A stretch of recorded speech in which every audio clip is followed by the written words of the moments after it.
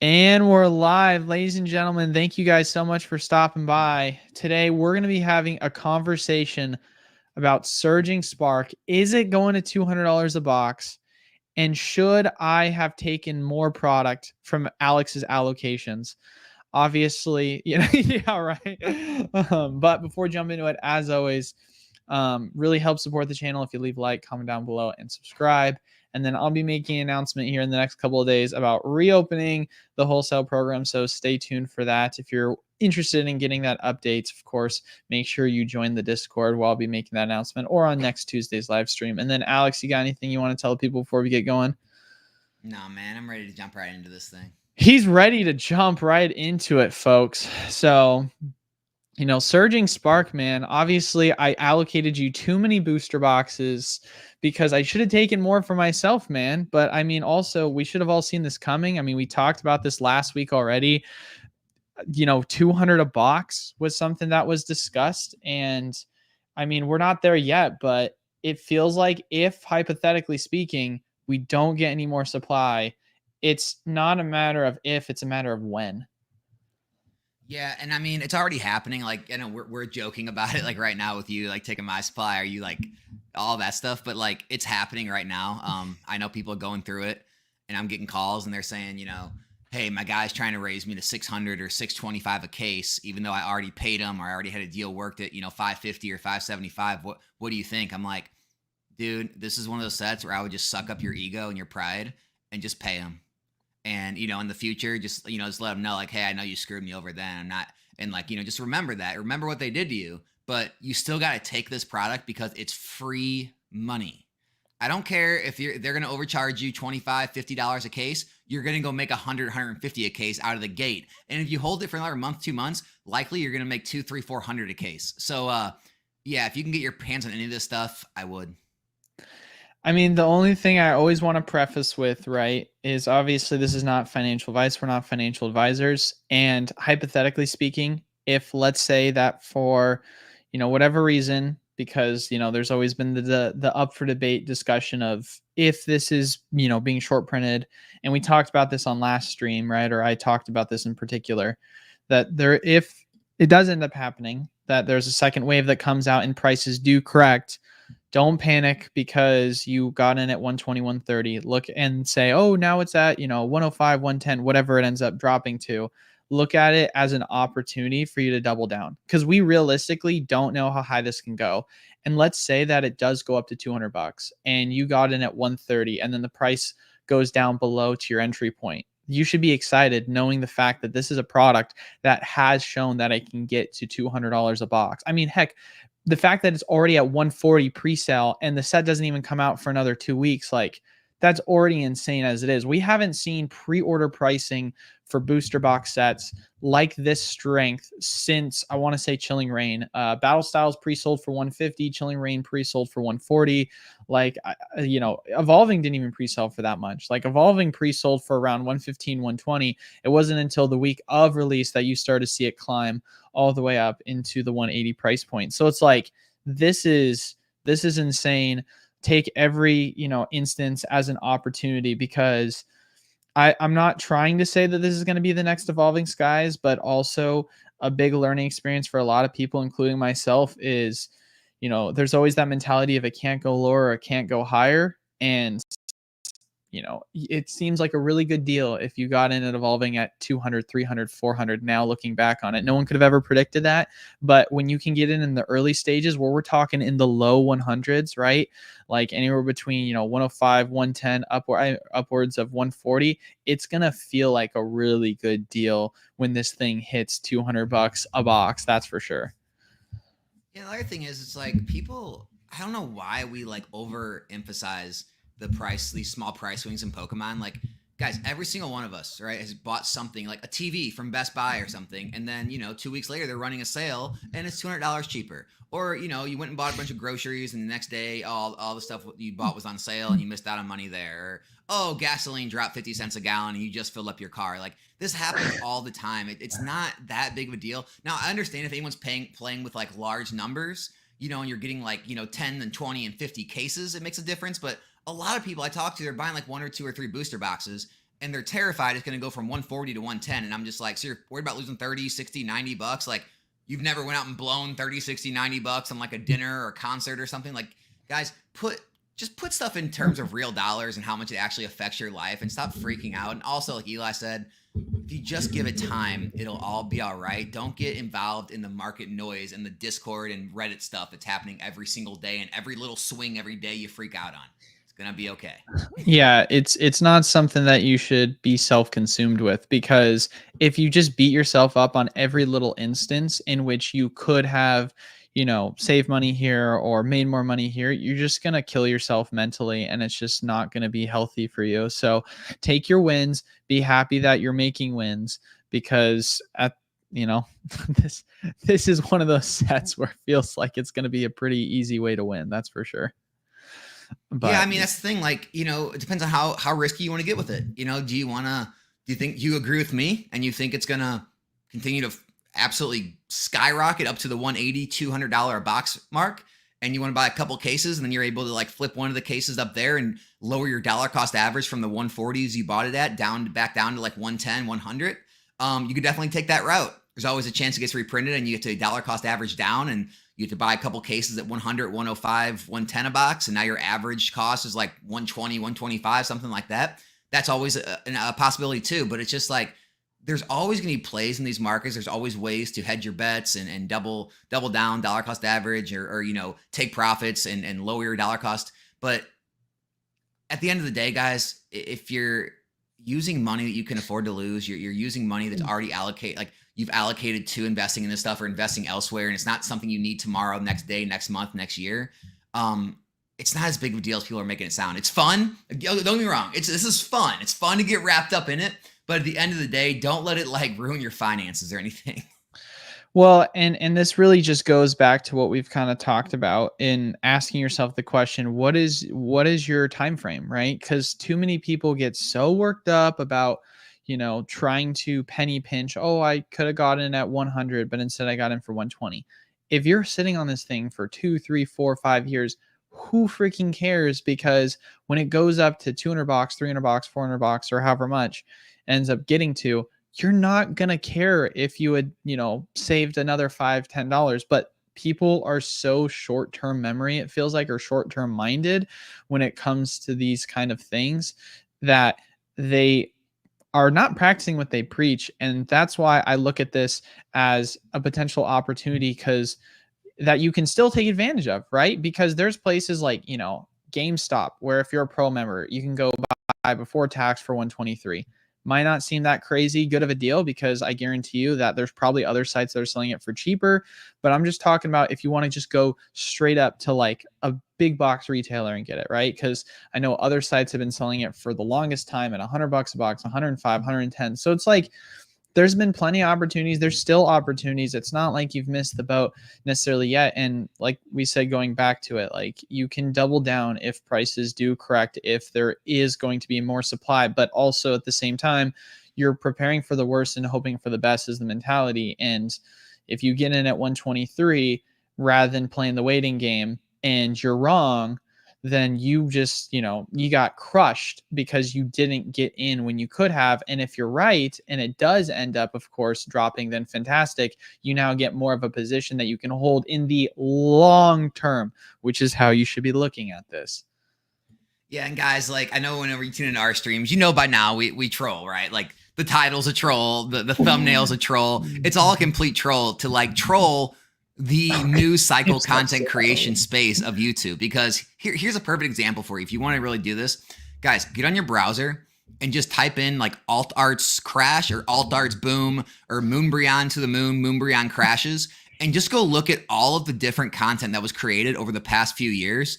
And all of the time cycles, you'll see a bunch of videos created all around the same few months. And it was all talking about alt-arts going to the moon. And then another few months, it was all talking about everything crashing and everything's going to zero. And then another few months later, it's everything's going to the moon. And it's like the guy sitting on an Umbreon VMAX and a PSA 10 or whatever that hasn't even paid attention to the market or YouTube or anything, and they've been holding it for 2 years, they log back on, look at the market, they say, oh, wow, I've made a whole bunch of money. And they have no clue it was up and down. And oh my gosh, everything's coming to that world's coming to an end. Oh, we're all getting rich. They had no clue any of those cycles happened.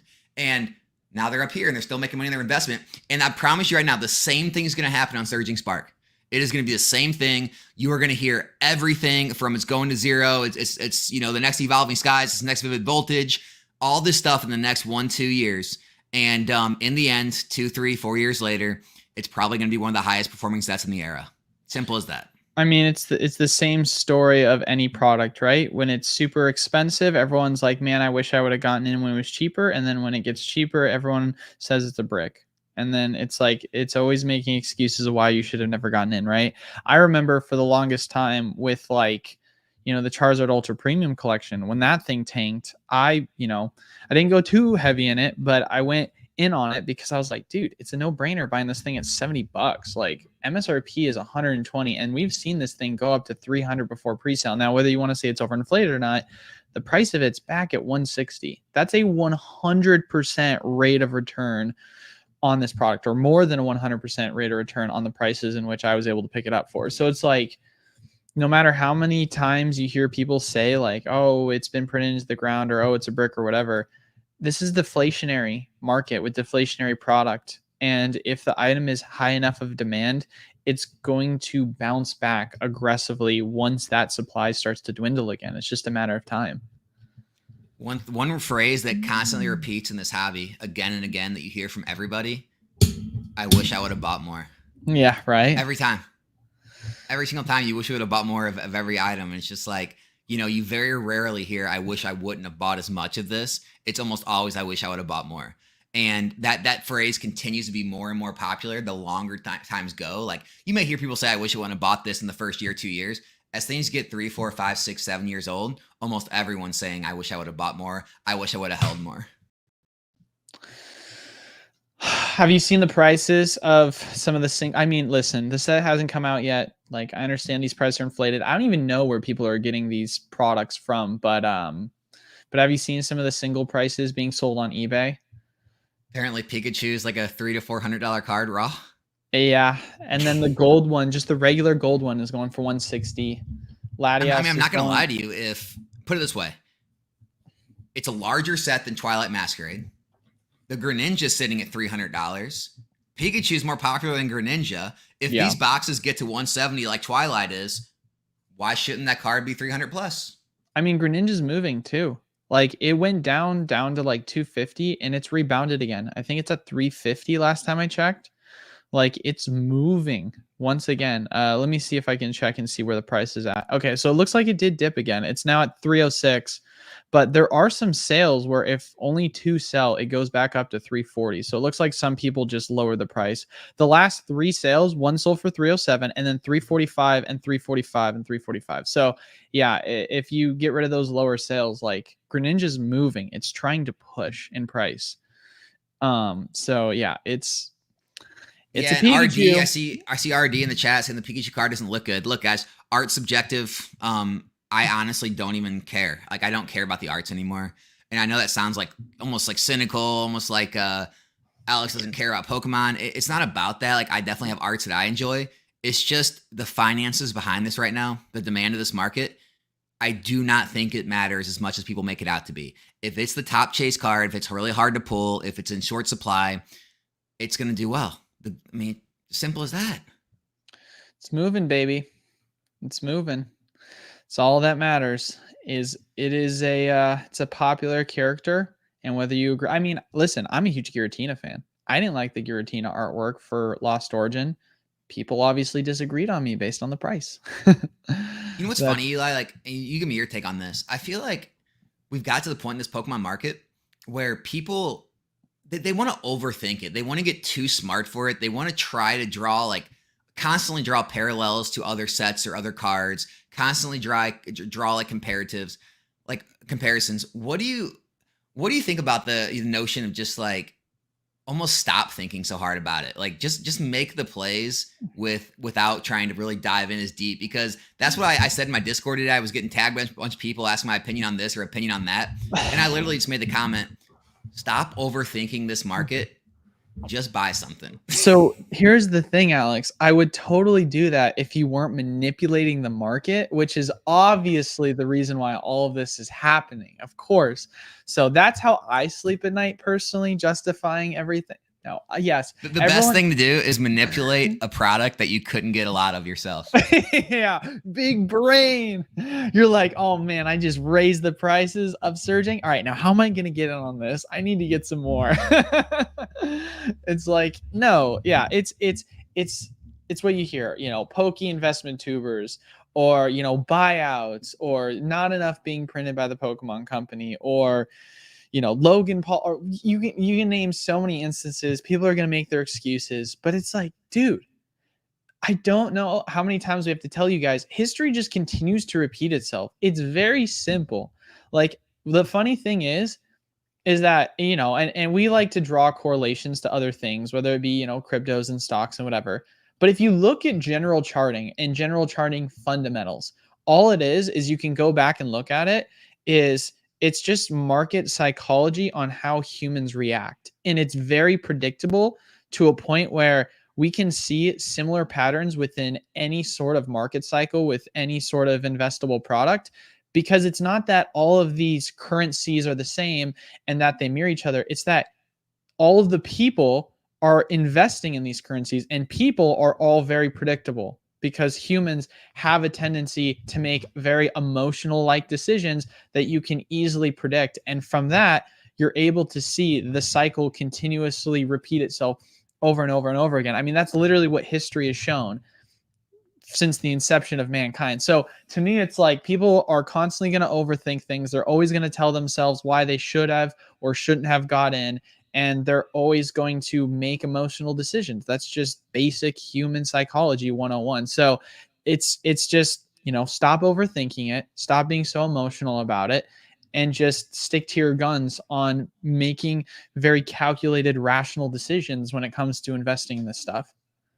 Yeah, and to respond to Carl, ES was overprinted, right? Yeah, guys, I could probably count on one hand like the sets that people never said were overprinted. Every set has been overprinted in the minds of this community, right? Every single one of them. It's overprinted. That's overprinted. That was a huge reprint. That was a huge restock. This is never going to rise. I mean, guys, I could literally, if I wanted to, but I don't want to get caught up in like all the pokey drama again. I can find videos of people literally like talking about Chilling Reign, talking about Fusion Strike, saying these boxes are not going to rise for years. These are going to be under $100 for years, right? Like there's videos like that out there, and this is like just how people think. And anytime any amount of product is printed, it's always overprinted. It's always, every time a set gets released, the cards aren't that great, the art isn't that great. It's not that. It's people are always going to find reasons to hate on something. The fact of the matter is, guys, how much more data do you want? Do we have to do this in another 5 years? In 5 years, will that be enough data? 10 years, 20 years? Like, at what point is it enough data to show that this stuff just works? Yeah. I mean, you can literally point to any low demand set, high demand set, doesn't matter, short printed, over printed, whatever you want to call it. It's deflationary. It's all deflationary, right? Remember the Unified Minds reprint? I mean, that was a tiny reprint. That was tiny. I just remember though, it was like a big deal. The cases got really cheap again. You could buy cases in the 600s, and everyone's freaking out. Yeah, I think I saw eBay, which is just the eBay market price. It was 120 a box. So you could have gone in secondary for about 100 if you went to Safari and other places. A few years later, it's $700 a box. Yeah, right. I mean, that's what I'm saying, man. We could name a million stories like that. It's just it's this, and I get it. I get why like other PokeTubers like that have been around, or like Rudy Alpha Investments. Like I get why people are just frustrated talking about it after a certain point, because I'm getting to that point. It's frustrating even talking about it because it's so obvious. It works literally every single time. And what I mean every time, that's not me being like making generalities. I mean 100% of the time. Every single Pokemon booster box rises over time. Just depending on what time period and how much they rise. Every one of them does it though. And so it's just like to constantly go through the same routine every set that's released. It just kind of gets old, to be honest with you. I mean, if I were to say there's only two things to ever consider when it comes to investing in Pokemon, it would be these two things, right? It would be, don't listen to the fallacy of it can never go higher, can never go lower. and then never rule anything out. Because the thing is, the amount of times where, and Alex and I were literally talking about this before stream, right? The amount of times you've heard people say, like, oh, the reprint's never going to happen, or, another reprint's coming, and people have been wrong on both accounts, right? It's one of those things where you have to take everything with a grain of salt. And like I said before as well, on how I'm taking everything, it's prepare for the worst, but hope for the best.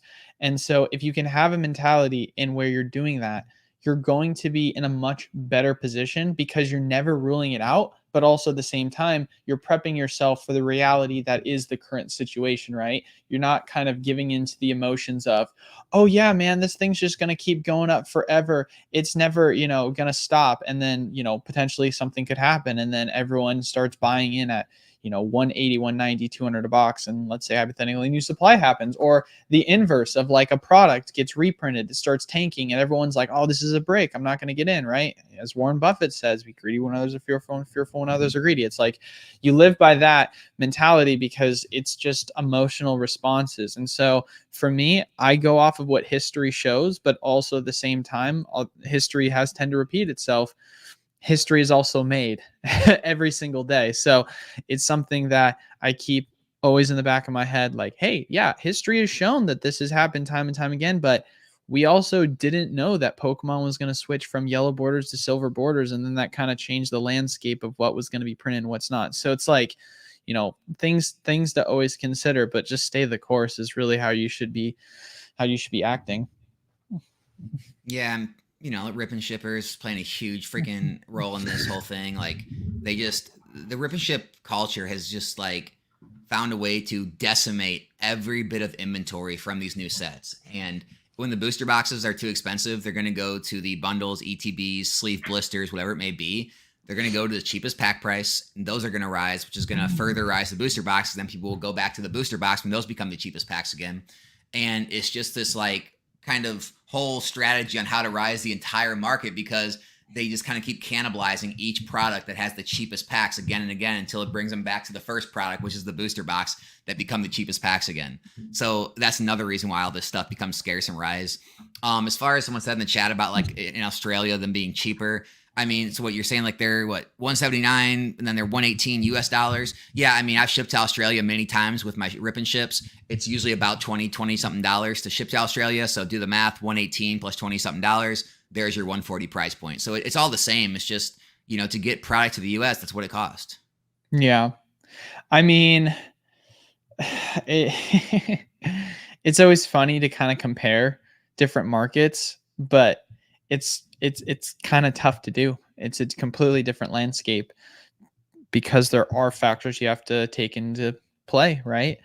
What distribution is available in different countries compared to the States? And if you're trying to get access to product from cheaper, what is it going to cost to ship it? And, taxes and, importing and so on and so forth. So it's like, I don't know. Eli, do you remember? You didn't really go in as hard as I did. Like, you were definitely more reserved with it. But do you remember when I was, like, screaming at people this was gonna happen, and, like, with surging, we were getting, like, the FOMO comments, and I'm like, no, guys, this is gonna happen. I told people this was gonna happen with this set, and so many people said I was manipulating the market, I was causing unnecessary FOMO. It'll be widely available. Pokemon's not gonna do that, and here we are, and you still have people in disbelief. I mean, here's my thing, right? Is I obviously have been a huge believer of surging and the strength it's shown. I just didn't go in as heavy as you, because for me, running the program that I'm running, I'm not going to take allocations from other people in the program. I took my 10 cases and I was happy with it, right? Like, I could have sat there and went and, like, bought from other stores, right? I guess that's another position that I could have taken. But for me, I'm trying to stay as, like, water as possible when it comes to my investments from anything outside of just my own distribution lines. Cause I don't know, like, my Your business is mentality, different, dude. It's set up like good set, you don't care. Bad set, you don't care. It's the same for you. Yeah, it's I mean nothing has changed in terms of my strategy past the point that I am now a storefront that has a certain standard. And that standard is I'm not going to go to Costco, or I'm not going to go to what's this popular one, Sam's Club, or I'm not going to go to Walmart and just go buy out a bunch of these crazy boxes. I mean, maybe if the item's been sitting forever because they have a bajillion, then I can reconsider that. But like I've had so many people tell me like, "Oh, you got to go get the Sam's Club thing." But it's like, dude, I run a storefront. I run an online distribution business. I don't want to be that guy that just, scalps. Like that's not my thing, right? And so for me it was like I'm going to get what I get for surging. I'm going to stick to it, and there's always going to be opportunities. And so, for you guys obviously that aren't in my position and did what Alex did, like freaking send it, man. Get as many as you can. Yeah, I didn't really mean it. Yeah, I saw that too from Alfred. Everyone in the chat is trolling me so hard. And I didn't really mean like if you took the player now. I'm just talking more of like just the sentiment. Like, oh, the sentiment just of like going in that crazy. Well, we try to like, I mean, I feel like I made multiple videos about it trying to warn people. And no matter what, when you make videos like that, it's immediately met with market manipulation and FOMO and like trying to pump up your own stuff. And I even tell people, guys, I just got cut from Eli. Why in the hell would I pump something that I don't have a lot of? Why don't I just go order, a 50 cases of a Paradox, which seem to be in stock eternally. And why don't I just go pump Paradox to the freaking moon and stock up on it? Like, it doesn't make sense for me to pump something that I got allocated down to. I was just trying to tell everybody this market's different. This supply is short. This product is more hyped than any product in this era. It is going to the absolute moon. You need to get in. You won't have an opportunity to get in after release. I remember when I said this product was going to be 130 at release at least, people like laughed at me and like I would hate on me in my comments. And I'm just like, guys, you are so far removed from this market right now. You just don't get it. And you know what? Now they're finally starting to get it. We're back in COVID times, guys. This is COVID 2.0 without Logan Paul. I mean, I don't know, Alex. You obviously haven't been watching my videos because I've been talking super high on surge. I mean, you've seen all the videos I've been put. Oh, wait a second. Oh, wait, never mind. Did you forget to set those to public? They must all be private. I forgot to post all the videos about how hyped I am about surging. That's why you kept them on private. They're unlisted, dude. Dude, they're unlisted. My bad, guys. I'll make sure to post those some point in the next couple of years. But it's like, yeah, no. I mean, obviously, you and I are in a little bit of a different boat. You're posting content and, kind of displaying. People get my opinion about once a week unless you hear me talk about it in the wholesale chat. But I can tell you one thing's for certain. When I saw our numbers for Surging Spark, I felt some type of way. That's about all I could say. I was like, dude, I made like 5 phone calls that day when you told me. And I just started calling around the country, like, dude, get as much as you can. Like, get it for me. I'll pay. Like, yeah, no. When I saw our numbers for Surging, I was like, dude, like, this thing is going to go crazy. Like, there's nothing else I can say other than it's going to go crazy. But again, like I get the viewer too, though. Like, I get the viewer side of like logging on some random guy's YouTube channel and hearing him pump this new set. And it's just like, oh, here we go again. One of these YouTubers trying to make people FOMO into product. So I get both sides of it, but here we are. Yeah, because I mean, I've been, oh my God, I have been talking about, I know it's bad, but I have been one of those guys that's been talking about the second half of Scarlet and Violet since basically the first couple of sets. Because everyone is always like, oh, Scarlet Violet's going to suck. And I'm like, guys, just wait till second half. Just wait till second half. Wait till second half. And that was the biggest thing I always push. So surging, I was like, guys, surging is second half. Get ready. We're second half. So for me, it's one of those things where I anticipated it to be crazy because literally go back and watch my videos since the start of, Scarlet and Violet when Alex and I were talking about it on stream. Like, this is what history has shown, and history has repeated itself. You look going from Battle Styles being the weakest set with alternate arts, right? Every single set has gone crazy in the Sword and Shield era, Sun and Moon era with tag teams. I mean, you can just kind of keep going on in history. Like, this is what Pokemon does. So Surging Spark is obviously the beginning of that. And so get ready, guys, because you think Surging's crazy. Wait until we see Terrestrial Festival and Team Rocket and what other sets are gonna come. Like I've just, I've been saying second half forever. So I know you and I both don't watch a ton of content anymore in the Pokemon space, but I've seen a couple thumbnails. I've seen a couple clips that people have like clipped and sent me on Discord or anything, and I've seen it talked about.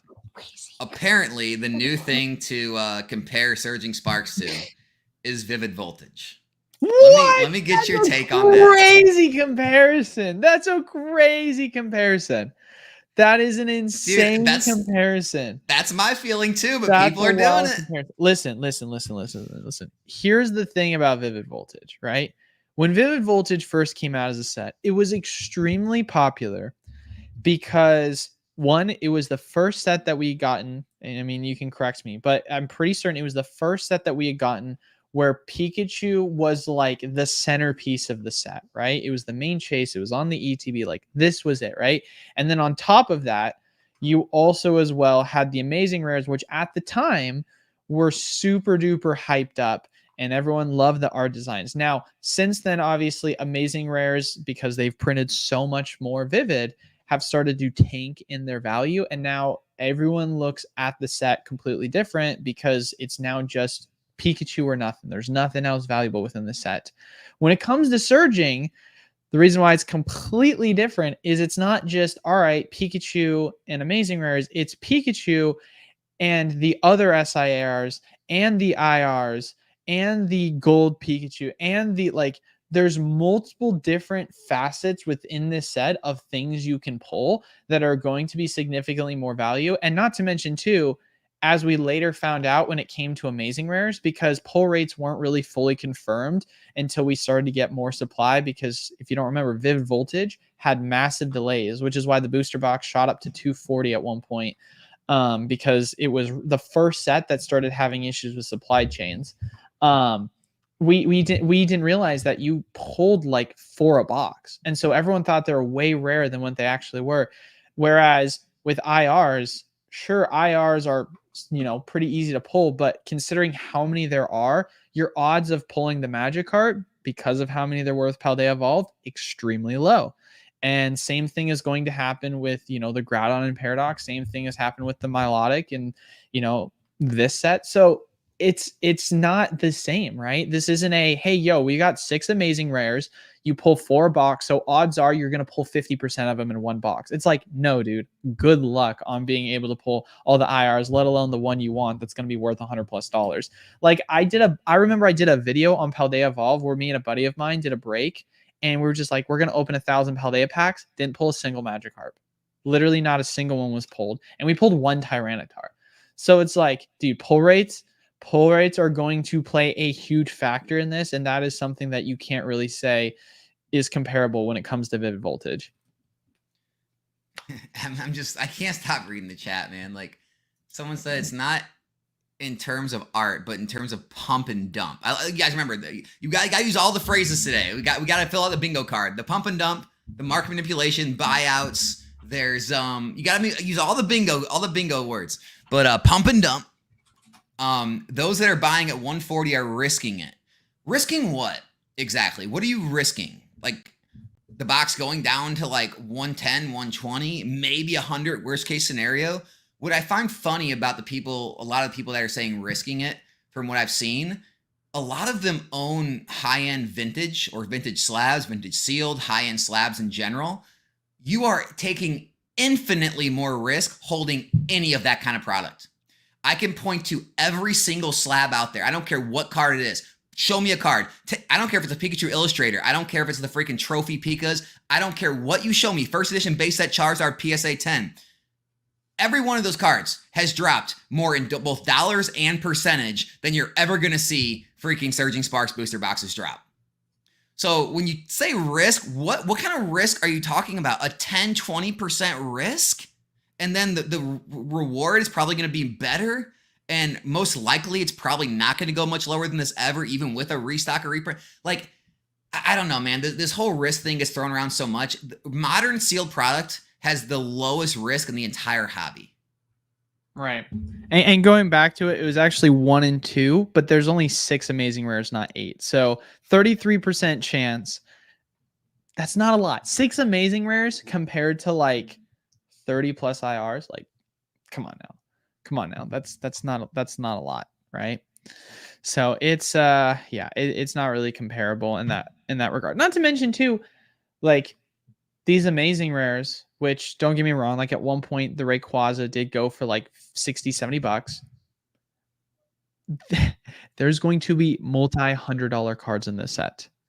The only $100 card in the set, like the Rayquaza, amazing rare, never made it to 100, right? It was only the Pikachu. And it did go up. It went to like $300-$400, but we're gonna have multi $100 cards in this set. And from what we've seen, all it takes is one big chase to make the set go crazy. And if you start having multiple sets or multiple cards that are 50 plus bucks, all of a sudden the set goes crazy, kind of like with Twilight.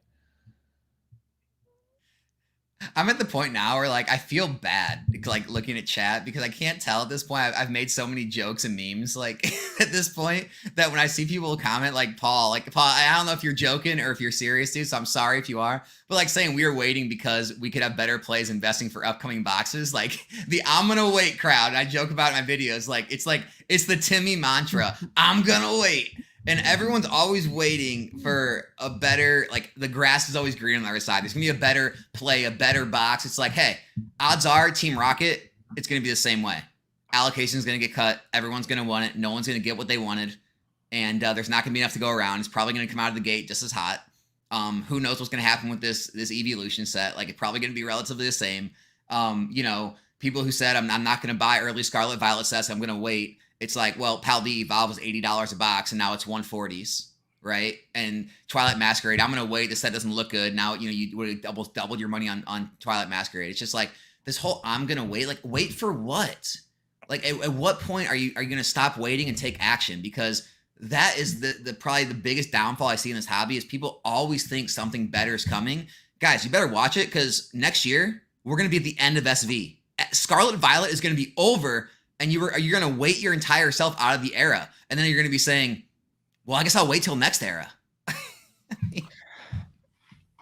Like I said before, different situation because I'm trying to get my product not from the secondary market. So in my situation, if, let's say, more supply comes on the market and there's a decent opportunity for me to hit in, I'm going to go heavy. I will go heavy on surging. Like right now, my heaviest position is obviously Lost Origin. It will be a heavier position than Lost Origin by far, and it won't even be close. If hype like let's just say, right? Like let's just say, all right, I can, on distro get access to, without taking away from the program, obviously. If I can get access to 30, 40, 50, however many cases I want, I'm probably going to at least be picking up 40 cases. Like that's how I'm looking at least, right? Because LO, right? LO's done me really well. And I only picked up 19 cases because that was all I could pick up. If I could have picked up more, I would have. But, surging just seems like another, once again, no-brainer set. Like it just seems like a no-brainer set. And it feels like most of these sets at this point are going to be no-brainer. So, but we'll see, we will see. Only time's going to tell. Are there certain questions that you want to that you're looking at in the chat? Because we've been going for almost 40 minutes now. So, and I hate to say it, but I usually go for an hour and a half to 2 hours of stream. We might have to go only for about an hour and 15. I got to get surging prep for shipment. Do whatever you want to do, man. I do want to say, guys, like a great thing to do. I think it was the 151 reprint is here. Get out while you can. I think that could be the video, guys. If you want to check back on our stream, it's that's the title of it, and it's got like the guy sitting around a fire with it burning. It was 2 months ago. If you want to go check out that live stream, but that was one of the times I believe I was sitting here like talking straight at the camera. And I said, please go to Costco and buy the UPCs. Please log on Costco.com. Even if you don't have a membership, you can buy it for like $90 with shipping and taxes. It was under $100, and I said, this is as good as it gets. It doesn't get better than this. And you still had people in the chat back then saying, I don't know, Alex, like could get reprinted into the ground, like, and like now you would have made 100% of your money in a matter of months. And this is like what I'm talking about, that whole I'm going to wait mentality. Like, well, I'm going to wait till Black Friday. Like, hey, I'm sure there'll be deals on Black Friday. Guess what? It won't be everything. There'll be a few sets, few boxes, few products, few coupons. You'll be able to pick up a few things. It's not going to be this thing like these, I don't know, Black Friday of 20 years ago where like everything in the store is marked down tons of percent. They're just trying to just throw it out the door for pennies on the dollar. That's not how this works anymore, guys. Like when deals come along, when sets come along, you need to make the play, because unfortunately in this market, look, go back to 2022 market. I get it. Wait, sit around, wait for crazy deals. Wait for people trying to dump things. We're not there anymore. A bull market is different from navigating a bear market. You can't sit on your hands in these types of things. It's like an eBay listing comes up and you know it's a good buy, but you sit there and you mull it over and like, I don't know, let me check what this one for here. Let me check this place. You go back, okay, it is a good deal. You go back, it's gone. Somebody already bought it. That's the market we're in. You don't have time to like think about things for a week, 2 weeks, a month, right? It's just my best advice, man, is just make the play if you see it and it's a good deal and you can afford to make it. Here's my thing, Alex. I went into a Costco and I saw a full pallet of UPCs and I wanted to buy it so bad. Your conscience got the best of you? Dude, I got to ask you the question, right? You know what Shabbat is, right? Like you've never heard Shabbat. So like, I feel like I've heard of it, but what is it? It's a religious thing if you're Jewish. And so you're not supposed to be it's like the Sabbath, right? You're not supposed to turn on the lights, you're not supposed to do any sort of like manual activities. So a lot of times what you'll see is like a workaround is you'll hire someone in advance to do those things for you. So I guess where I'm going with this is if I like hire an employee to like go in and buy that pallet, am I technically a scum? You know what I mean? Like what? How can I get around this? Because I keep missing out, man. I keep missing out on all these Costco opportunities because people seem to not want to take advantage of it when we tell you guys to go pick it up. So I'm like, fine. I just need to start, doing what I got to do to go buy these pallets out of freaking Costco, man. They're just sitting. I think you just hit up Alfred. Oh, yeah, right. Alfred's like, I got you, baby. Yeah, right. I was like, I got it. But no, man, take whatever questions you want, dude. I did see one that was earlier. Yeah, so this is the part of the stream, guys, where if you got any questions, make sure, of course, to leave it down below. We'll start answering them from the top down. And then leave a like, comment down below. Subscribe really does help the algorithm and help the channel. And like I said before, I'll be making an announcement here shortly on the Discord and next stream on when we'll be opening up the wholesale program and what that's going to look like moving forward. But one question I saw that was interesting. So here's this one. So someone said, you mentioned Chilling Reign went for 125 pre-order, but it also got Fat Reprint and went way lower. Could it be more likely Reprint with big initial demand? It's funny you say this because I literally was talking to Alex about this before stream. Because my thing is, so Chilling at its peak was pre-selling for around 140, right? And then eventually what ended up happening was there was a huge reprint that happened at the end of 2021 that caused the price to go down into the 70s for booster boxes, right? So yes, that is totally possible because Chilling Reign was a set that performed really well out the gate. But I guess here's a couple things you have to take into consideration when having this thought process. One, Chilling Reign was during the time of supply chain issues. It never got its full initial wave. So what ended up happening was Pokemon had to delay the reprint wave until the holiday season. And then on top of that, pushed out more than just what was the secondary wave. So it got more than what was supposed to happen. And the prices were artificially inflated because of the supply. Right now, you can make that same comparison and say, oh, well, now, Surging is quote unquote short printed. But ultimately, we're getting significantly more supply with Surging than we did Chilling by far, bar none, because we're not having supply chain issues, right? There's just a huge amount of demand right now that is not artificially being pumped because of a crisis that's happening where everyone's locked down, right? So that's one thing you can kind of draw a contrast to. However, that doesn't change the question, which ultimately is, It's the holiday season. We talk about this every year. Holiday season is when the Pokemon company likes to do their secondary waves, their resupplies, the reprints, whatever you want to call it.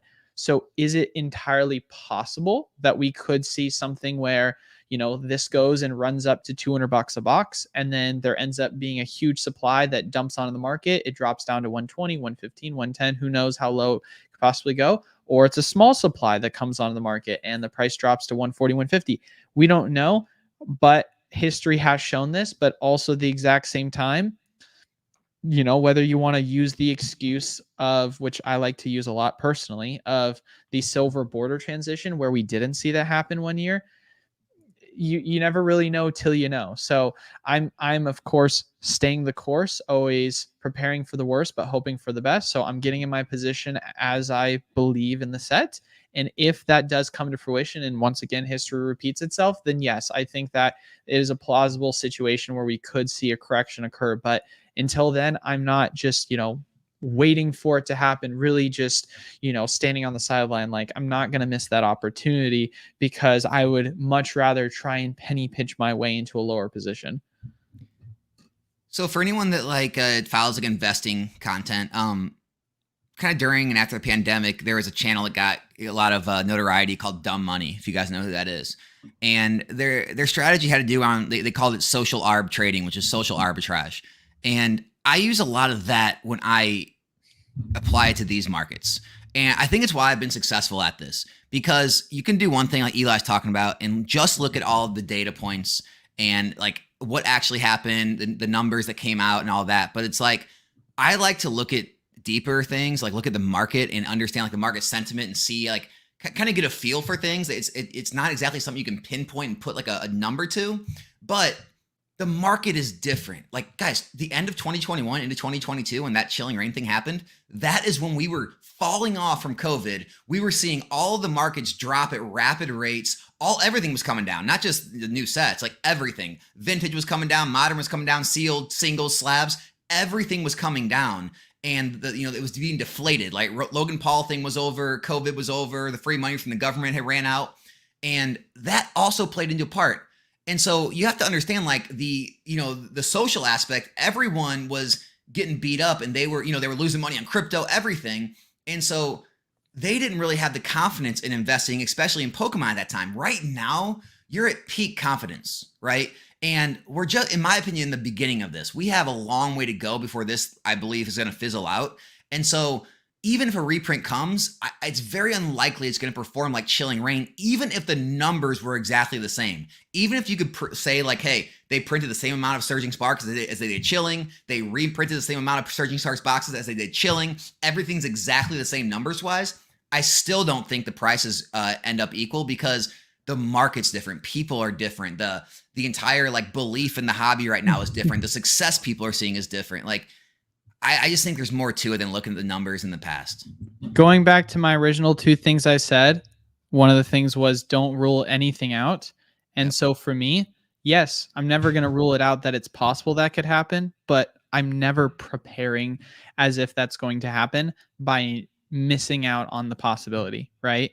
Like, yes, anything is possible, right? We could totally not see Evolving Skies get as big of a reprint as we like, or we could totally not see Chilling Reign and Fusion get another print. This has happened, right? We've learned from this. And so for me, if it does end up happening and surging, let's say, goes sub 100, right? Which is crazy if that happens. But let's say it happens.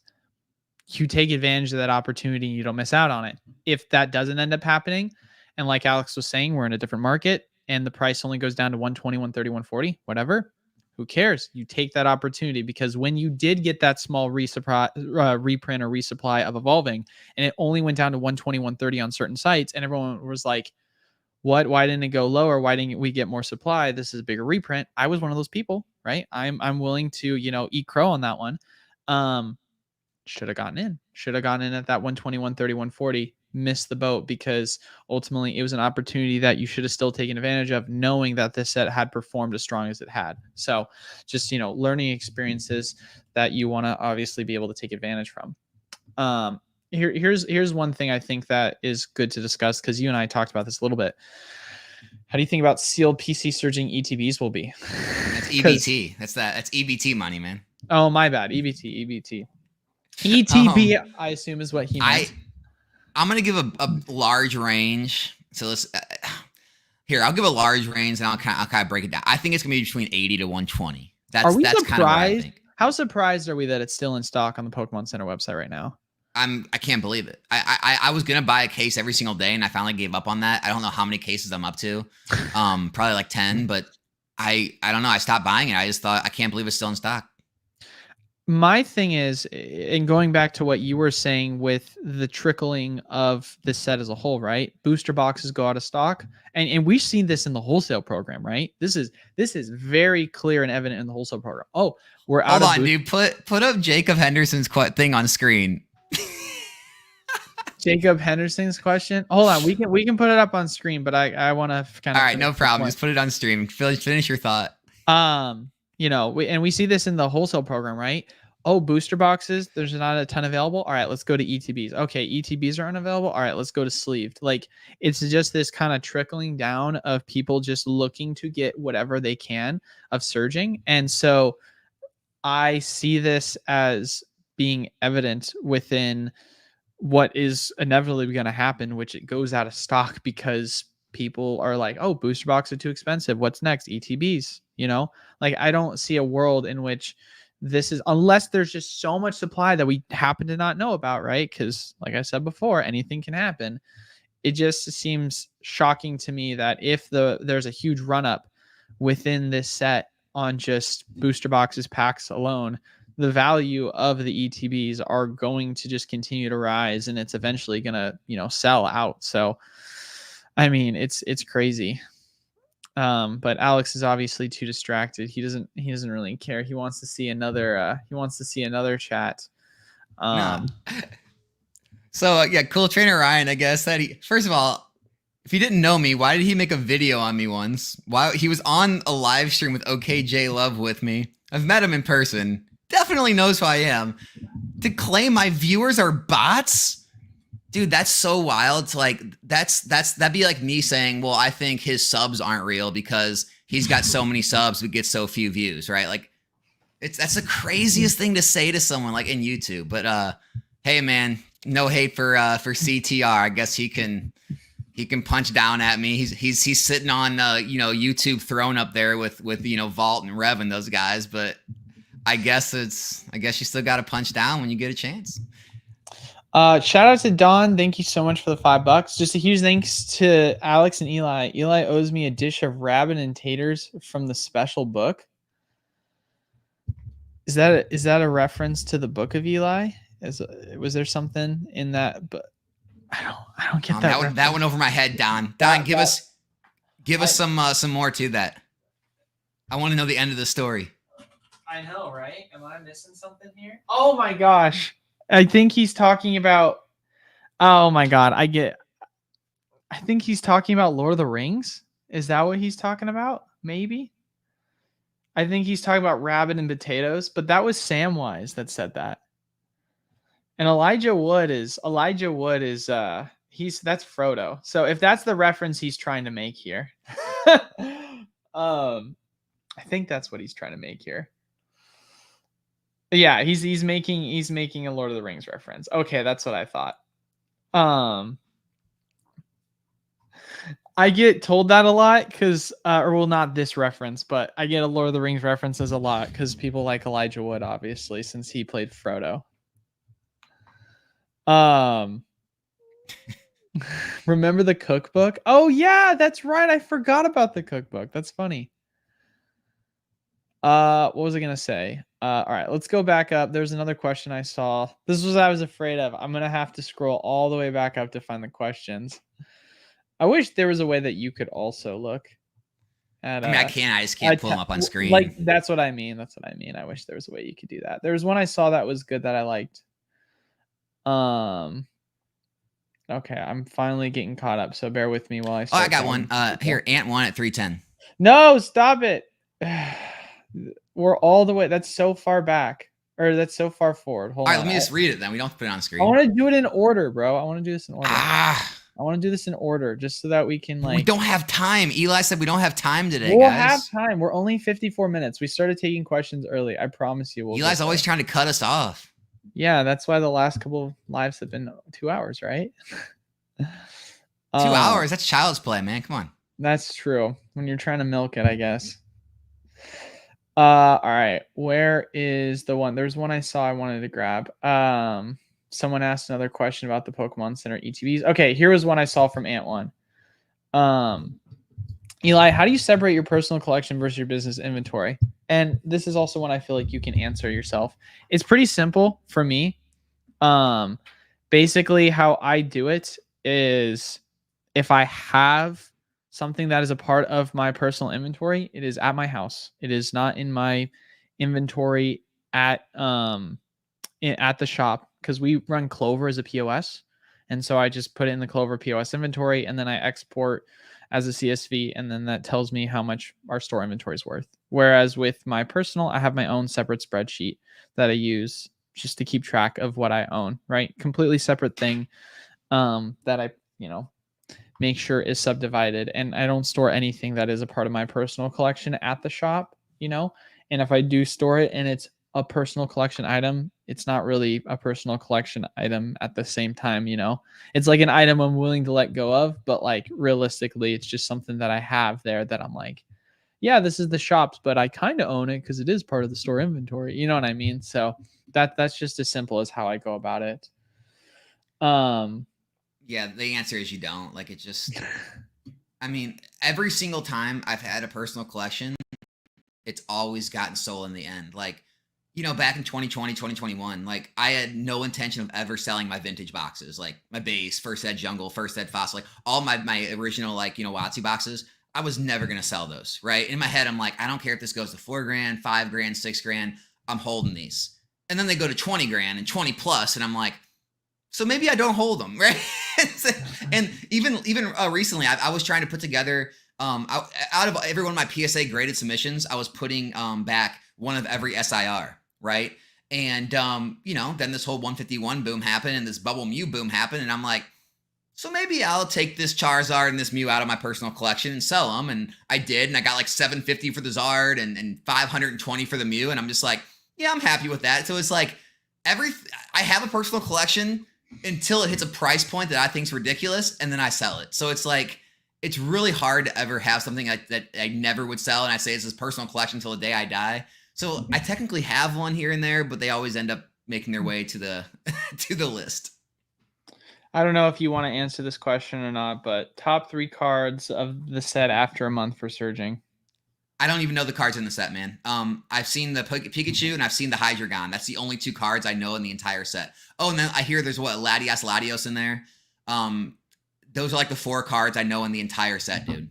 So I can't answer it. Eli, you give it your answer. If I were to guess, it's going to be the Pikachu, the Latios, and then it's either going to be the Gold Pikachu or the Milotic. I think the Milotic's going to for sure be a top 3 spot. I'd be surprised if it wasn't.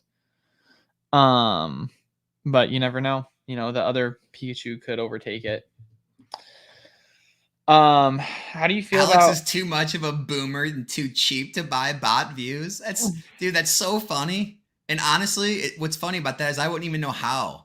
I can't even figure out how to set my stupid stream up through OBS. By the way, we have 300 people and 333 people in here. If anyone here is like a streaming expert or has streamed or does stream, and they can help me like set up OBS, please reach out to me at Nostalgianomics on Discord or nostalgianomics@gmail.com. I would greatly appreciate you. Thank you. How do you feel about Surging, Spark, Passing, Twilight, Masquerading, case price already?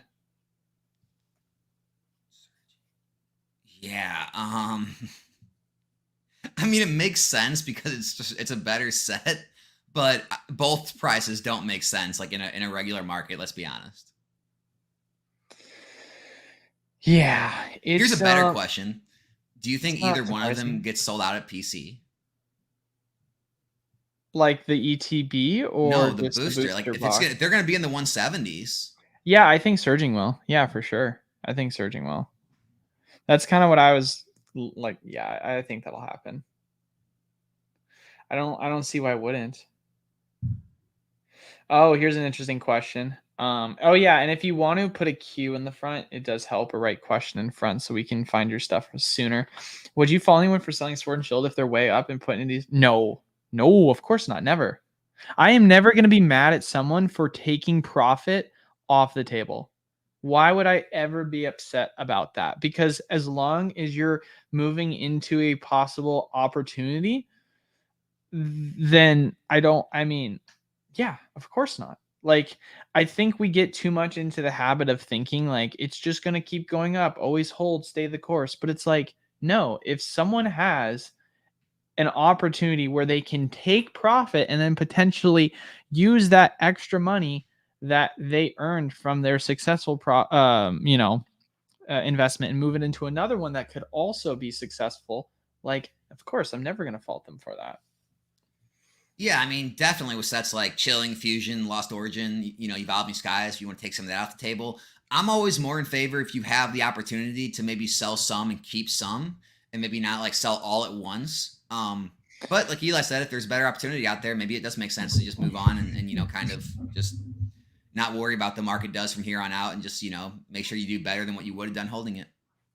Art Dylan, thank you so much for the £5. All kinds of super chats coming in. Hell yeah, baby. Oh man. Wild, you sell some fusion, or sorry, I assume you meant wood. You sell some fusion right now for 200 PB to buy more surging. You can still buy fusion at retail in UK to flip some surging, not buy back fusion. Well, if you can already still buy it at retail, I don't know what retail is in the UK. I assume it's 144. But if you're saying that you can make a profit on something that you can go buy for cheaper and then potentially get in on surging, I mean, it makes sense to me in that regard, unless I'm missing something. Obviously, I know it's a different market. What are your thoughts, Alex? I just don't dive into all the foreign market stuff. Like, if you have someone in the US that you can, I guess work off of, and you can find a way around any of like the I don't know how import charges work, and if it makes sense with all the shipping and fees and all that, like go for it. It's just I've never really dove into it that deeply. I know back a while ago there was someone in Australia talking about it when it was still available really cheap on Fusion Strike as well. And I was thinking about making a deal for it, but we started breaking down the numbers, and after everything was said and done, it just like there's some money there, but it wasn't like super worth it. So it's nothing I really dive into too deeply. Yeah, like I said, it seems to make sense if the math is mathing, but I don't know the market too well. So, but like I said, if you can leave a position, profit, and then get in at a lower price while also making another lateral move that is potentially going to have more upside, then it makes sense to me just by that nature of it all. Eli's actually more worried about what is Magic Bulk going for over there. Can you actually get that to him cheaper? That is a fantastic, yeah, right? Could you imagine how much it would cost to get Magic Bulk from just shipping it? Oh my god, that'd be brutal. Shout out to Anthony Martinez. I feel like I missed the booster box train. I'd rather buy 2 cases of booster bundles for $89.99. What are your thoughts on booster bundle cases? Alex, do you want to start with that, or do you want me to go? You start, actually. You start. Is this Surging Sparks? Surging Sparks, yeah. So they're $4.50 a case. That's is what he's paying. And so right now, if you look at obviously what the market is saying, so the market is saying that it is $29 a unit is how much it is for one of the booster bundles.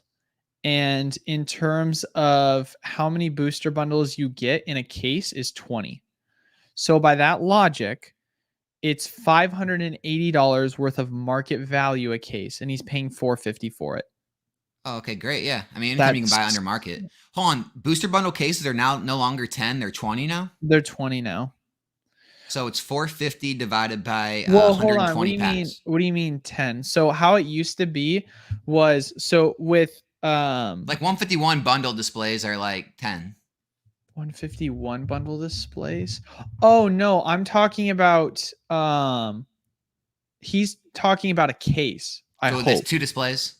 So how it works is it's a different product, I think. I could be wrong. But so all I can tell you is this, because I'm literally looking at it on my distro page, is a case comes with 20 bundles. Okay. Right. And so 20 bundles, which are each selling for $29 a pop. Hold on, I'll stop you right there. I would buy the booster boxes instead. Really? Yeah, so I'm doing the math, right? So like 899, so I'll just do 900 divided by 2, right? Is one case. One case is 20 bundles. That's divided by 20. So you get 2250 a bundle divided by 6 packs per bundle is 375. 375 times 36 is 135. That's basically the same, if not $5 less than what you could probably find a booster box for 135 still. I'd much rather have a booster box than 36 loose packs or 6 bundles. That's just me. I think the thing you're not taking into consideration though is there is a huge premium that is being held. Yeah, if you can do that, like for like holding though, I'd much rather hold a booster box than bundles. If you want to make a quick flip, great. Yeah. I mean, I guess how I look at it, right, is the market value right now of him buying the product at 450 is 580. So right there, he has $130 of wiggle room. So if, he wanted to, he can sell right now and make a profit off of it after shipping and fees, presumably if he were to sell it by the case, right? I'm all for that. Whereas with the booster boxes, presumably, right, I have no clue where he's potentially going to buy this from. He's going to have to go to the market rate. Now, if he can find a booster box, obviously, where compared to the market rate, it's around the same margin, then yes, of course, we'd prefer that. But at least in this instance, he has the option to sell it, make a profit now, and then laterally move into that position or sit on it, and it'll go up over time. But yes, I get what you're saying, because yes, I do believe booster boxes are a lot stronger of a product to hold. But and then if you can make margin, why not take it? Yeah, and to answer Drax's question, build and battle displays aren't the same, dude. Those come with starter decks. They come with stamp promos, so those have value. So that's why they're valued higher than packs are. So it's not the same. Yeah. Next question. Will Pokemon reprint older sets first or Surging Spark? History has shown, if we're saying older sets, like let's say Scarlet Violet, right? Like older Scarlet Violet, it'll usually be done around the same time. Because when they did the 2021 reprints, they reprinted Chilling, Fusion, Evolving, Battle Styles, all around the same time as they did Vivid and Darkness for booster boxes and ETB. So that all happened at the same time. And then with 2023, you obviously had Elo and Silver, which were newer sets at the time, along with SV Base, but they also reprinted 151 and Crown Zenith. So I would say that Pokemon, if they do like to do these like larger size reprints, they typically tend to do them all at once. So like hypothetically speaking, let's say that we get word that like, oh, Surging Spark, there's another wave that's coming. It wouldn't surprise me if that kind of followed with some also other sets potentially getting more product. Not saying that's going to happen, not saying one way or another, but just looking at 2021 and 2023, this is what they did. Take Lance's question. I think I want to see if we align on this answer or not. Oh, is it newer? Is it one of the, what's the timestamp? Brand new. Timestamp. New. 329. Nope, sorry. Lance, do you think the supply of set has more influence on the price, or do you think the cards within have more influence? I'll give you my answer. Just give your answer. It's not going to change mine. Supply all day. You think it's a supply issue? All supply. Look no further than Dragon Majesty. Worst set ever. I mean, not ever, but one of the worst sets, and it's freaking one of the highest valued ETBs. I mean, this just is the thing we've been saying nonstop, which is you look at any single set. Sword and Shield base, Rebel Clash. Crimson Invasion, Steam Siege. Yeah, but those were still like reprinted. Like Sword and Shield base never got the booster box reprint, and it's more valuable than Sun and Moon base set. Like supply is always going to be a bigger factor. But that doesn't change the point that we're both making together, which is we're looking at sets, whether they're good or bad, and they're valuable regardless of whether they're good or bad because of the supply, right? Yeah, but like, I mean, yeah. So okay, yeah. Sorry, let me change that. Yeah, good sets are gonna do well no matter what. My point is like Team Up, perfect example. Like if Team Up didn't have the short supply it did, there's a good chance Cosmic Eclipse would be more expensive than Team Up. Like Team Up is as crazy as it is because the supply is so low. No, I agree with you on that. No, Yeah. I agree with you. But I was just using those sets as examples of, hey, any set can be successful regardless of if they have good cards in it or not, like the question says, because the supply. Yeah. That's just it, right? You can look at literally any set and it's just all going to come down to supply at the end of the day on if it will go up over time. But yes, of course, if the set has better cards and a lower supply, it's going to perform better than a one-to-one set that has more supply and is just as equally as good of singles. Dude, this set right here, XY base, one of the weakest sets out there. Why is this $1,500? Why? Yeah. Yeah, it's supply, man. Like you could literally say pick a terrible set that has very small supply, but an amazing. I mean, like you were saying, right? Rebel Clash, right? Should Rebel Clash be more valuable than Silver Tempest? Like, you know, it's an older set, less supply in the market. Simple as that, right? I think the reason the good sets that do get, like, I guess you could say, overprinted do rise and eventually pass up the low supply sets, even with the other bad sets, is eventually that supply does run out because so many people are collecting it and opening it that it does eventually surpass, because it's already a better set. So as long as the supply matches or gets close to the supply of the bad sets, then that's when it starts to surpass it and do a lot better. So in the beginning, that's why Sword and Shield base is still the second highest, set in the entire era. But you're seeing Lost Origin, Chilling, Fusion all catch up to it, and they've already now started to pass Rebel because they are stronger sets, and it's just taken a long time for the supply to get to the same size as other ones. As a smaller investor, one case of PC ETBs per set, one case of booster box and PCD. When is the right time to sell? It's hard to make a profit along the way when I only have one set and want the case premium. I I mean, mean, good rule of thumb if you're trying to take profits, like, double's a pretty good rule of thumb. Like, boxes get to $200. You can open your case up, sell, 3 or 4 of them, make your money back, profit a little bit, put 2 away at zero cost basis to you, take your capital, move on to the next set. It's harder starting out. And if you only have one booster box, well, it's up to you. I mean, it's hard to give an exact answer. Everyone's situation is different. I mean, what do you do, Eli? here's what I do is I think it is very circumstantial, but I kind of just look at the face value position that I'm in and I look at the face value opportunities that I have, right? If let's say that the booster box that I got in was Paradox, right? I'm obviously not selling Paradox because there's just not a ton of money to be made. And if I'm looking at this as a long-term investor, I'm going to sit on this until I see a huge spike within the Scarlet and Violet era with all of the booster boxes on the same scale as we've seen with Sword and Shield. However, if it's a set such as like a Twilight Masquerade, for example, for me, the typical times, I've said this before many times, I like to sell is usually after the holiday period. There's usually about a 3 to 4 month cycle where supply starts to get aggressively flushed out of the market and you see a huge increase in prices. And then from there, that is when I'm going to take my profits. Now, that's not always the case. Obviously, certain items can move whenever they want to move. But if I feel as if I can kind of get out with the preface that there is another position that I can get in that I think will potentially give me a greater ROI return, then yes. But also at the same time, like with Lost Origin's done me really well, right? It's sitting at 240 a box and it just keeps climbing. I see no reason for me to sell my LO and move into surging because LO is in the position where it looks like it wants to keep moving, right?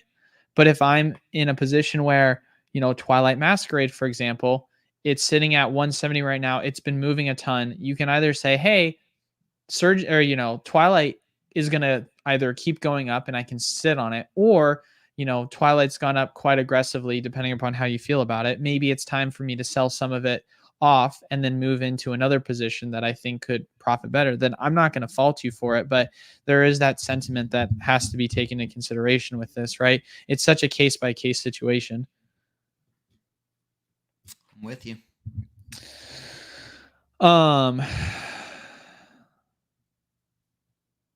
Yeah, I guess I would add that. Like, I would say, like, the newer the item and the higher the price point, it probably makes more sense to take profits on than like the older items. Like, put it this way, Yes, Twilight that's Masquerade and Astral Radiance are probably around the same price. I would much rather sell Twilight right now than Astral Radiance. I'm glad you said that, Alex, because that's what I was alluding to. Yeah. Because although you can make an argument Twilight is just as primed to continue to climb like LO is, LO is a much older set. The likelihood of Twilight getting more supply in the market where it could potentially go down, I'd like to deleverage my risk possibly in that situation. Whereas with LO, I don't see that as happening. And if it does happen, fantastic. I'm doubling down because this set's about to go out of rotation, and good luck about getting more supply after that happens.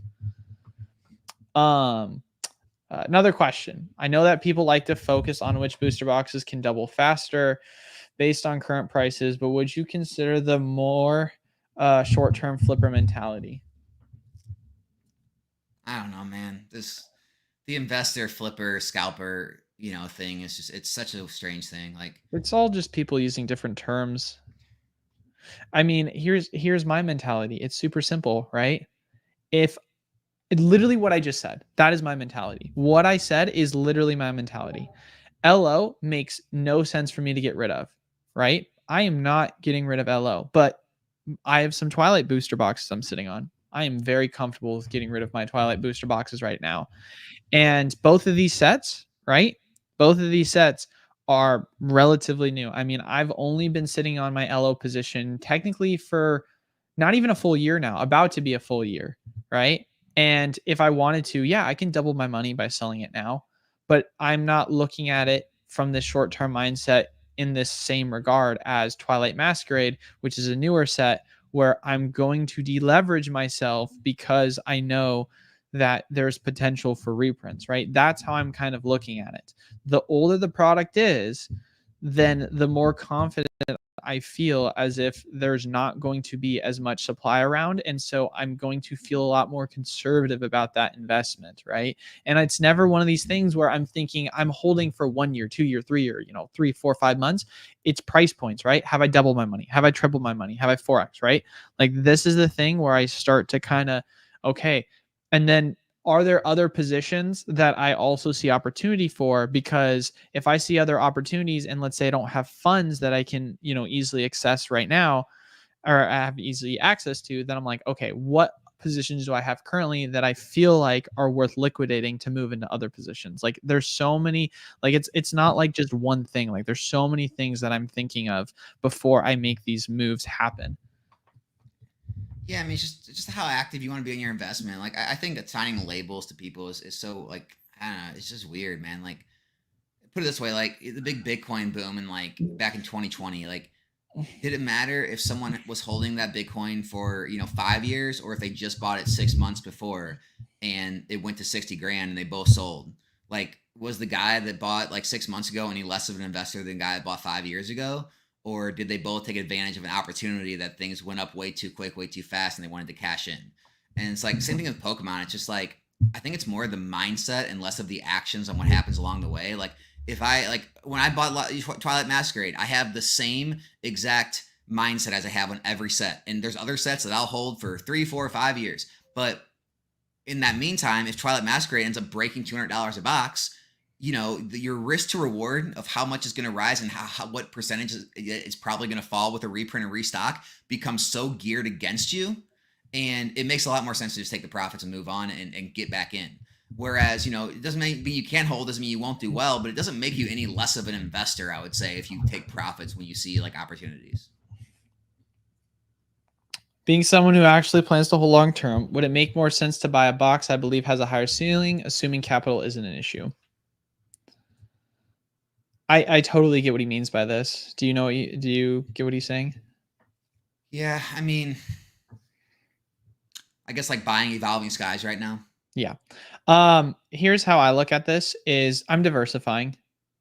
Simple as that, right? If you see yourself saying, "Hey, Evolving Skies, it's going to keep going up. It's a very safe set, but maybe it doesn't yield me as great of a return, but who cares? It's going up and I can afford it." Yeah, I ain't going to fault you for investing in that. But also, if you can get in other sets like Surging or other ones that we think are really good opportunities that you can afford to get in at cheaper price that could yield you a greater upside, but maybe there's some potential more risk to it, it doesn't matter. I'm diversifying and looking at it in both regards, right? My portfolio is not one size fits all, regardless of if I'm having a long-term mindset, because you can make the same exact argument with surging with the long-term mindset, because if it does, let's say worst case scenario, let's say surging is reprinted like 5 times, like something crazy like that, right?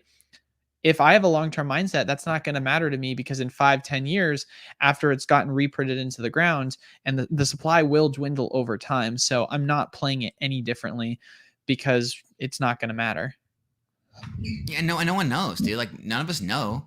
I mean, it's just as possible that Evolving Skies outperform some of these Scarlet Violet boxes right now. Like I know, the normal mantra again is like to say, oh, well, it's already 800. There's much better chance of this box going to 200 than this was going to 1600. And it's just like, if you can make an argument in your mind that you believe that it actually has the same amount of chance, then it makes sense for you, right? And honestly, I think there is a world where there is a $1,500, $1,600 Evolving Skies box before maybe SV base hits $200. Like that's a real scenario in my mind. And so if you can, if you can think like, oh, well, Temporal Forces is 120, it has to get to 240. Should I buy those or Evolving Skies? I get it. And I don't know which is going to be right. And I don't even know which one's more risky. I mean, Temporal Forces still is in risk of getting a reprint. Evolving Skies isn't. Like, honestly, like you could make the argument either way. And so as long as you have a good, a good outlook on it and you want to put your money where your mouth is, I don't see anything wrong with it. It's a funny question to answer. What sets we had already that you think may not have a reprint from Scarlet Violet era? I know my answer. I mean, Obsidian. Probably Obsidian Paradox. That you think won't get another print? Here's my answer. Does Shrouded Fable count? Yeah, right. My answer Fable is I don't want to answer, because I never know. And base already got a reprint RD. Right? Like I guess you could make the argument for base. Base seems like the safest pick to say, especially considering going off history, Pokemon usually likes to print the first couple sets for competitive sake and then just like not do it. But I don't like to answer this question because we're way too early in. Like we have to think that we're still 2 years away or a year and a half away before Scarlet and Violet first half goes out of, not even first half, like first 4 sets go out of rotation.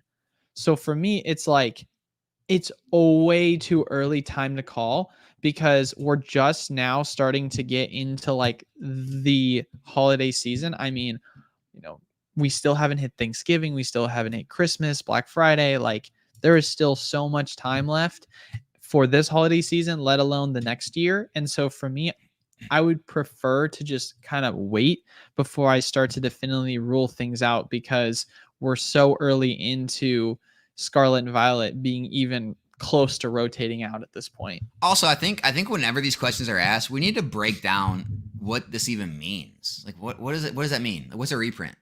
Is it booster boxes or is it anything?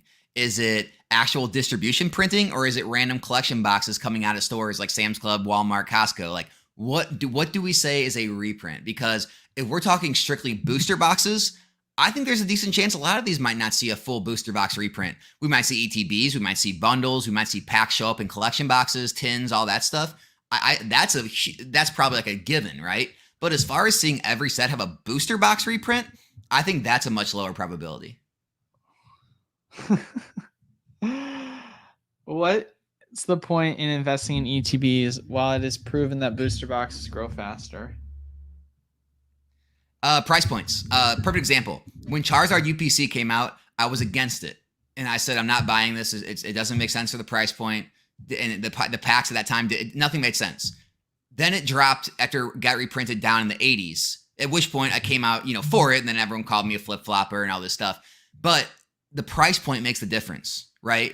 So if the booster boxes all go up to 150, 160, 170, and the ETBs are still in the 30s, then it starts to make a little more sense, right? Because eventually you got to think they're probably going to move just because the pack prices are going to move, especially with Scarlet and Violet. Maybe the promos, end up doing something. So when the price points make sense, it makes more sense. But at release, I agree. Like booster boxes are going to be best at release. But if booster boxes take off too much and the ETBs aren't following, that's when there can be a case to be made for them. Honestly, yeah. I mean, streamers need packs, guys. They don't care where they come from.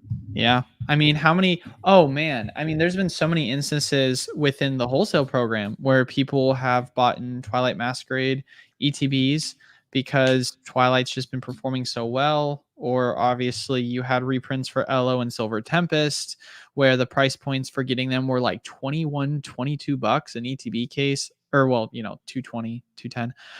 And then another example, I know this one's kind of a one-off potentially, but like the Obsidian Flames ETB and that whole opportunity with the promo and being able to send it in for grading and making money off of it that way. But like there's many instances. Okay, so I'll just answer this question. Are you guys using pre-order cuts as predetermined of it being short printed so far? Set releases have been massively allowing everyone time to get in position, whatever we've wanted so far. No, it's very simple. I talked to my rep and I was like, hey, how are we looking in terms of numbers? And they said, I got word that surging is being short printed for the first wave. And I was like, cool, good to know. And I talked to another rep and the other rep said the exact same thing. And I was like, no, cool. You're causing FOMO. You can't say that on the internet. So for me, it has nothing to do with the fact that, oh, look at me. I got less numbers than I did the previous set. Short printed. Like, no, I'm using information that is being provided to me from my sources, and they are using this lingo. And so I am relaying this information using the exact same lingo that they're using to me. Now, no, Eli, they're lying. You're lying. You can't say that online. My bad, guys. So I like to make things up so that I can make people angry. And yes. Yeah, like that. Now the truth comes out. That's like, the truth. But like, yeah, it's as simple as that. If my for example, yeah, like if there is somebody out there that got their full allocation because they didn't order that much, that blows up your whole argument. It wasn't short printed. Yeah, like that's what I'm told. I'm not basing it off of that because we ordered 2,000 booster boxes for Stellar Crown and we got 100% what we asked for. We ordered 4,000 for Surging and we got 2,000 as well. By that same logic, right? We got allocated roughly around the same as Sterling. However, the difference is my reps had to cut me because they didn't have a ton versus with Stellar, my rep said, if I want, I have access to another 1,600 booster boxes because of how much more supply they got for Stellar. So it's like there was significantly more printed for Stellar than there was Surging. And then on top of that, you also take demand into consideration. I won't get into exact numbers because some of that is, confidential, but like it's less. And this is where my whole theory comes into play of like, it makes sense that there's going to be a potential next wave for Surging because the demand for this set is so high. It's not like the Pokemon company doesn't know this. Do you think Paradox for booster boxes will get first and foremost, trading card 69. Thank you so much for the $5. I greatly appreciate it. Thank you all for leaving $5. It is very much appreciated.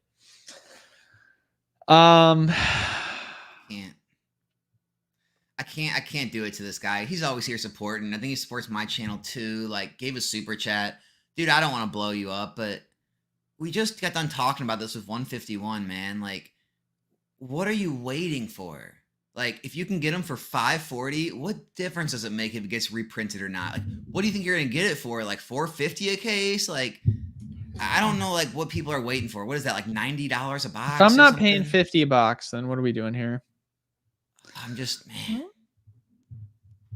Yeah, like we said in the earlier, conversation when asked the question, what do we think is likely to get reprinted? Paradox is one of those ones where you don't know. It's still such a new set. It's still in rotation for another year and a half. But it doesn't matter is my point, though. It's 540, dude. Like that's the price. Buy it. Like, yeah. If you're wanting to buy a case and you can get any case out there for 540, I don't care if it's base set, that's a good price. Put it this way. Go look at any Sword and Shield, Sun and Moon, or XY set. Find the worst sets you can find in the entire era for any of them. Tell me if you can find one case anywhere near 540. Like, that's your answer. That's your answer. Love you, Trading Card 69. Not trying to be an asshole, man. I just trying to help, dude. Don't overthink this stuff. Do you think? Oh, we already answered this question. All right, we're gonna answer a couple more. Then I'm gonna call it here. Hold on, stop. Wizards Creations. It's not short printed. Neither of these guys have data to prove it. It's all anecdotal. So yeah, Eli doesn't have data to prove it. He only has 4 distributors. He's only one of the largest purchasers of this product in the entire Southeast. He only orders thousands and thousands of boxes every single set release. And then he orders the same amount, if not more, in like Magic and Yu-Gi-Oh, all these other card games. But yeah, dude, he doesn't have the data to prove it. Like, this is the kind of trolls around online that get people freaking missing out on things because they repeat this and they hear other YouTubers repeat it and they take it as fact. No, we have the numbers. We have them. No, it's not just Eli. I have people that I get other product from. They have distributors and they order lots. They don't order like, 50 cases, 100 cases. They order tons and tons of this stuff. They all got cut. They all got told it's short printed. This is the reality. You're welcome. Thank you. All right, last couple sets. If we don't hear any news of 151 ETB reprints by end of November, would you say likelihood of a reprint is diminished? No. I mean, here's the thing. Year and a half. I'm just going to keep saying that. Year and a half. And on top of that too, 151, like when it comes to 151 as a set overall, it is a elite trainer box set. And what history has shown is the Pokemon Company, oddly enough, although they will reprint during the holiday season, specifically with ETBs, they also reprint right before things go out of rotation, which is super weird, right? Like if you look at last year in 2023, they did massive reprints over the summer for Silver Tempest and LO ETBs. And Shining Fates ETBs, which just went out of rotation literally the following year because of Worlds. The year before that, you saw reprints for Vivid Voltage ETBs, Darkness Ablaze ETBs, which, if you recall, were going for $140, $150 a box before they got reprinted, right? And they also did another ETB. Literally the last 4 years in a row, the Pokemon Company has done reprints over the summer for ETBs, which is separate from when they typically do their massive reprints for booster boxes. So I don't rule it out in that regard, because we've seen time and time again there be specialty ETB reprints and or standard ETB reprints occur during the summertime, or I would say May seems to be the month. I'm pretty certain, like out of the 3 of the past 4 years, it's all happened in May. So that's one of the reasons why May is one of my favorite times to kind of talk about ETB type stuff. So, but yeah. Are you surprised at all right now that we're not seeing a huge reprint season happen right now? A little bit, yeah. I would say I am a little bit surprised, because usually we'd hear word about it by now. I mean, I can tell you one thing is for certain. It's happening in Magic. Holy crap, bro. Magic is dumping Commander decks. I won't talk about it too much, but it's insane to see. Like, you want to talk about prices moving, like the last 5 or 6 sets for Commander decks are all being reprinted, and they're being printed heavy. So it's definitely something that is being practiced by Magic. So it would be surprising if Pokemon didn't try and do the exact same thing, or else Magic's just going to kind of take advantage during the holiday season of people's wallets and wanting to go buy reprinted product. So, I mean, like I said before, we still have 2023 as a question mark, or sorry, 2022 as a question mark, because of, did they not reprint booster boxes because we switched from yellow to silver borders, right? That's still a question we have that has yet to be answered. And so I think 2024 is going to be a really good sign of that, because let's say we don't get any major booster box reprints, then we no longer say 2022 is because yellow silver borders. We just know that there's an unpredictable nature that Pokemon has. But if it does happen, then it's like, okay, cool. This more solidifies the argument that 2020 2021, 2023, 2024 all had these booster box reprints. It was just a blimp in the past 4 to 5 years that occurred because of that. That's just how I'm looking at it. Hey guys, if you got some time and you're bored, I would really, especially people who are newer to the hobby, that because I see the same type of stuff in the chats, I really would like, I'd really love for you go back and try to find just like Pokemon investment streams, and market streams from 4 years ago. Like go back 3 to 4 years on YouTube, like sort them out, and just go look at the chats, look at the comment sections, and hear some of the things those YouTubers were saying. Literally, I could just like swap out names of sets and throw in Sword and Shield names, and you would see the same type of stuff. You'd hear everyone talking about reprints, and this is going to get tanked, this is going to go to the moon, this is that, and it's just like, saying, oh, it's not investable, it's all gonna change this time. I would just tell you go back and listen, and once you see that, you'll see the same patterns forming again and again, and it'll really take you out of this whole like news cycle of the markets, and you won't pay attention to all the BS as much. It'll help. I promise you, it'll help you. Yeah. Another super chat from R. Dylan. Really appreciate it. If I can buy Surging for 101 a pound, and sell Fusion for 150 a pound, does this make sense to buy most Surging to flip? Buy Oh, interesting. Okay, so he's saying that he's not really making money off of Fusion. He's more or less just getting into Surging at a much cheaper price. Wait, why are you selling Fusion for so cheap? I feel like you can sell Fusion for so much more on eBay, no? What is 150 euros? I don't know what that is. That's like 180-ish, 178, something like that. We gotta get our conversion charts out. Yeah, 162? No. Dude, yeah, if you're really getting 162 US dollars for a box of Fusion, that's crazy low. Yeah, so it's pounds. Yeah, that's what I was saying. I said pounds, you goober. 195. Yeah, 195. Still low. That's still very low. Yeah.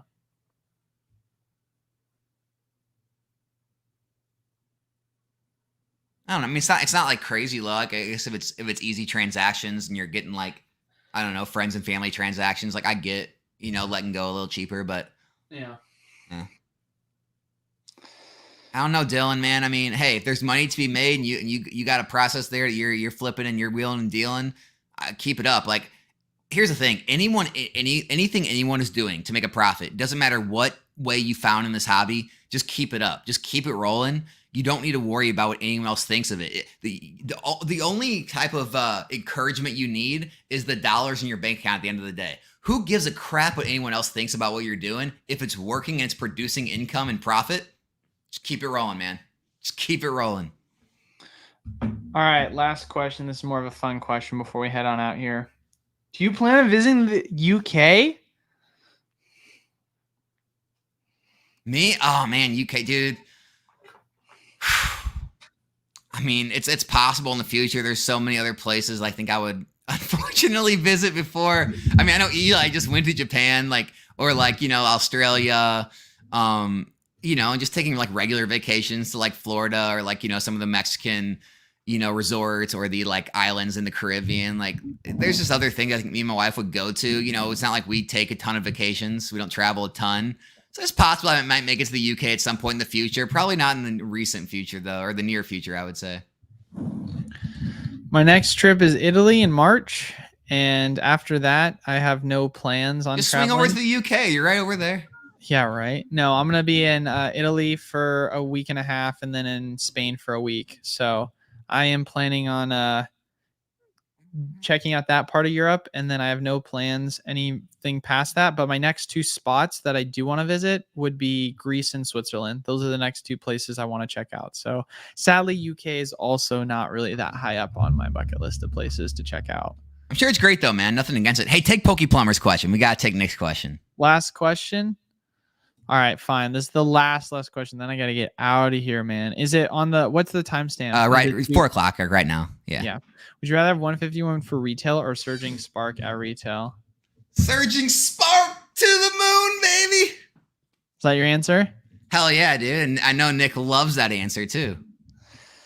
Well, so when we say retail, are you talking about 161 a booster box? Oh no, I'm saying like what it's at right now. So like ETBs, where they 100, UPCs are 200 bundles or what, like 50, 55, whatever. And then Surging Sparks is 140. I will take Surging Sparks booster boxes all day. Final pump before release, baby. There, you heard it for your first. All right. I mean, makes sense to me, man. Oh, he said no. What we can usually buy it for at the beginning. Well, Surging Sparks all day still. I mean, $95 Surging Spark compared to a 151 like UPC ETB original price. Absolutely. All right, there you have it, ladies and gentlemen. That is it. That was our last question. We got to wrap it up here. My take, honestly, it's the same as yours. There's isn't really more to say. I agree. It's a boring answer, but it's so far we have. I mean, listen. So far, we haven't seen a crazy specialty set since Hidden Fates perform well, and Hidden Fates hasn't performed well since the reprint. So for me, I just feel much safer picking the booster box set. So that's at least my rationale if people want to get my thought process behind it. But that's it, ladies and gentlemen. That was our last question. Thank you guys all so much for stopping by. Make sure to leave a like, comment down below, subscribe, really helps the channel. Go check out Alex. You doing a break tonight, Alex, or when's your next break? You know it, buddy. Every We're doing Tuesday. The breaks. Yeah, buddy. So got another great one with Alex. And then, yeah, if you're interested in joining the wholesale program, like I said, I'll make an announcement about when we plan to open that back up here on the Discord and also next live. But until then, folks, stay safe, have fun getting your surging if you can, and we'll see y'all next Tuesday. 2 weeks away, baby. Then we're getting surging release. We'll have a lot to talk about, that's for sure. Peace.